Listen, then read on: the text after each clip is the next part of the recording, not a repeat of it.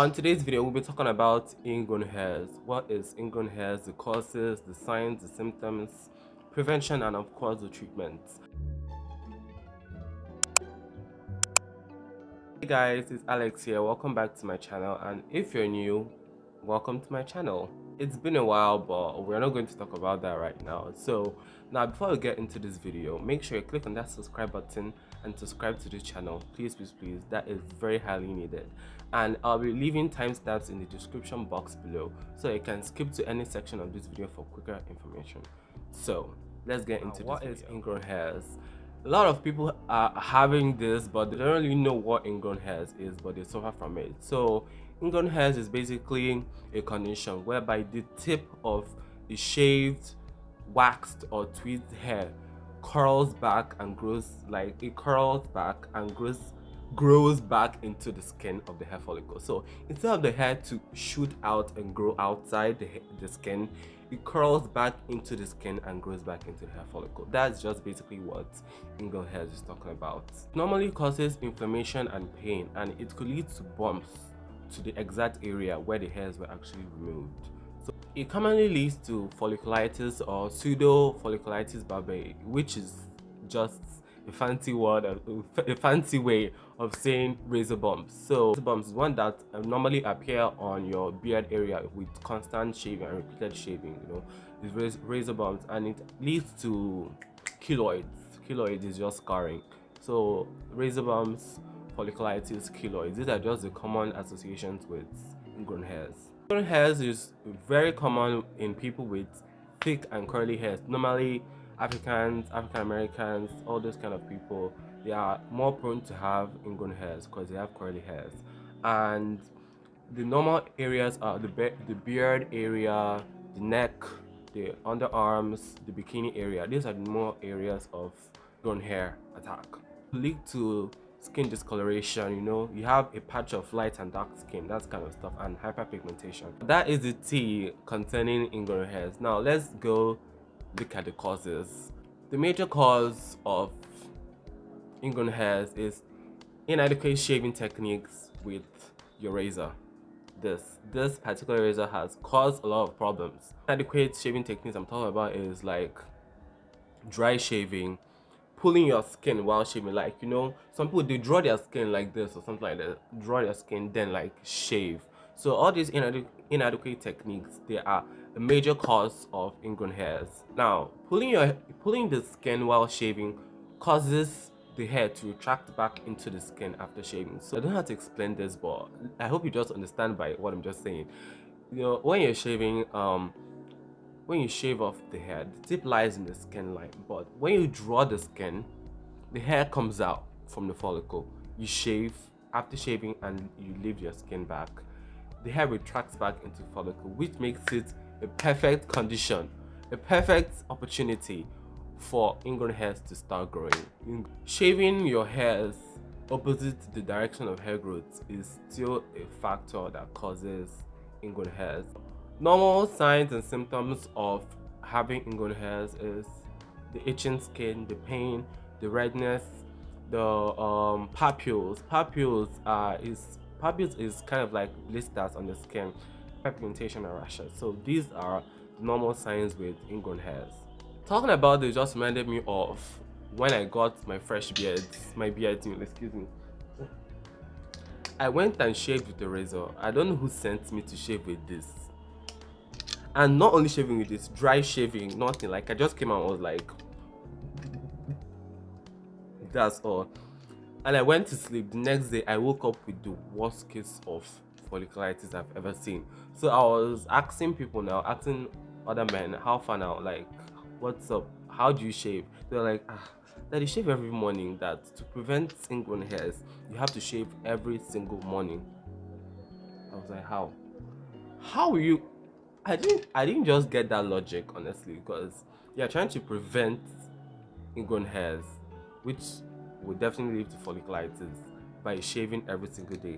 And that's why most Nigerian men or most African men that shave every day from your beard area here down is darker than the rest of your skin, and they normally have these bumps, you know, this dot all over the faces. So this is just the main reason why they shave every day. So after that, I've really stopped. I don't shave with this or dry shave. Is that I use a clipper or a shaving cream.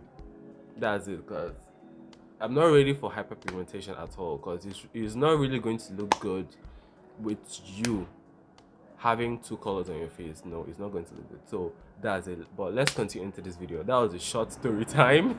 Now, prevention methods. Totally, if you can totally avoid shaving, waxing, or tweezing, you're okay. Now, definitely, a lot of us cannot afford to throw away shaving or tweezing or waxing, but there are better ways of shaving that could help you prevent ingrown hairs. Now, let's just start from the top. Do not dry shave. Dry shaving is definitely the worst idea I've ever had in my life. Honestly, okay, I don't mean to be so dramatic, but it was really bad. I wish I took pictures. It was really bad. Here was just like spots, honestly, like clean skin, then here spots. No, it was really embarrassing. So any idea of dry shaving, please just take it away from your head, because it is bad. It's just bad. So now let's just get into the next one. Applying a shaving cream, shaving gel, shaving anything, even though it's just some. If you don't have shaving cream or shaving gel, your bar soap, apply your bar soap.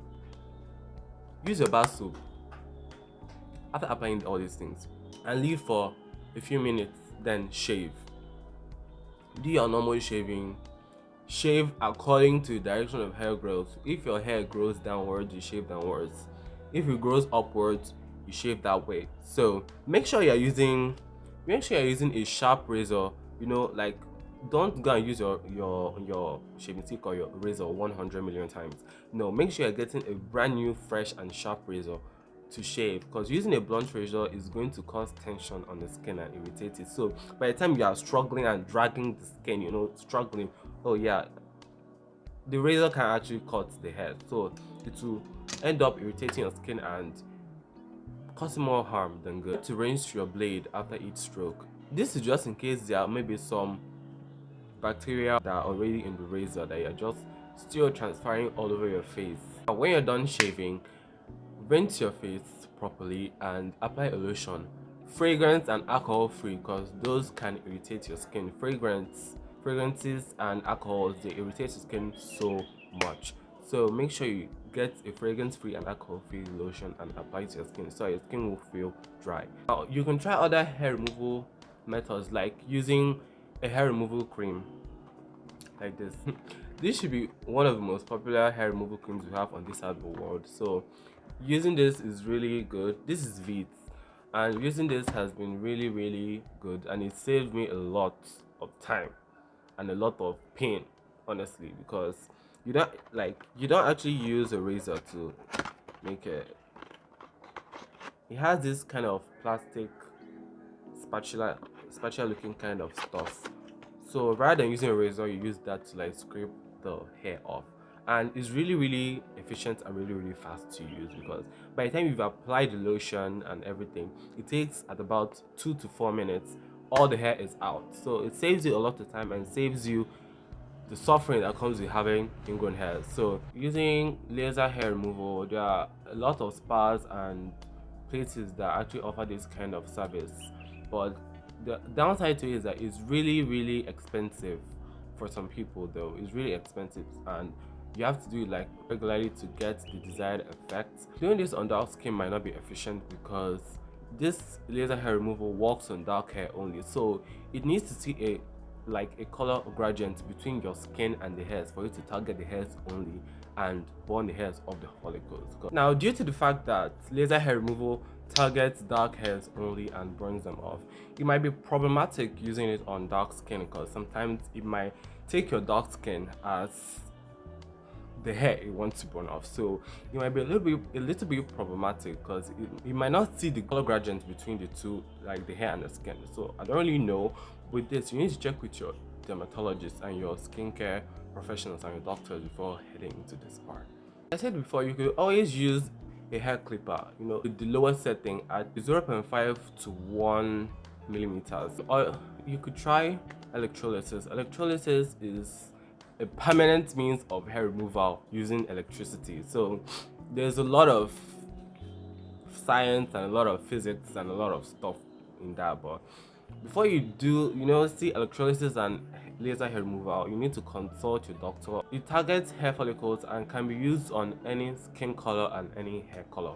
That's it, and it's very, very efficient. Electrolysis is very permanent. The hair will grow back. Moving on to the final section of the video is treatments. There are a couple of the counter drugs and creams and a lot of stuff, you know, you could get for treating ingrown hairs. Your doctor should know that.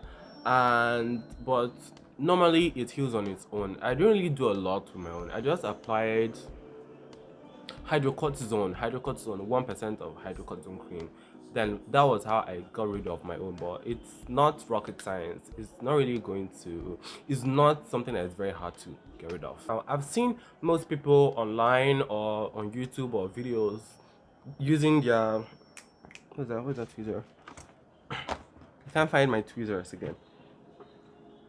Okay, well, using their tweezers, you know, to tweeze out the hairs from bumps, you know, I've seen a lot of people do that. It's usually painful and unsanitary, but it's a technique, so make sure you consult your doctors and the right professionals. I've said this a couple of times and I'm very serious about it. Okay, exfoliating using salicylic acid and glycolic acid. These two acids, they are alpha hydroxy acid, normally used in skincare and all the rest. So using this kind of treatments can actually help to reduce your ingrown hairs. Now for the hyperpigmentation, it's best you go see your dermatologist or you do a test before buying any other, like any of the counter creams. But it's best to use you know, creams that have not more than 2% of hydroquinone and kojic acid in them. So if it's 4%, do not use it. Once you're lighting up, not like lighting up, once you're toned up or just gotten to your normal level of color, stop using it, please. We've come to the end of this video, and thank you very much for watching this video. Make sure you like this video and drop a comment here and there so I will know that you guys are active, and click on that subscribe button, please. That is very important. Share this video to people you know that shave very wrongly, your husband, your wife, your sister, your brother, your mother, your father, anyone. So thank you very much for watching, and I'll see you on the next one.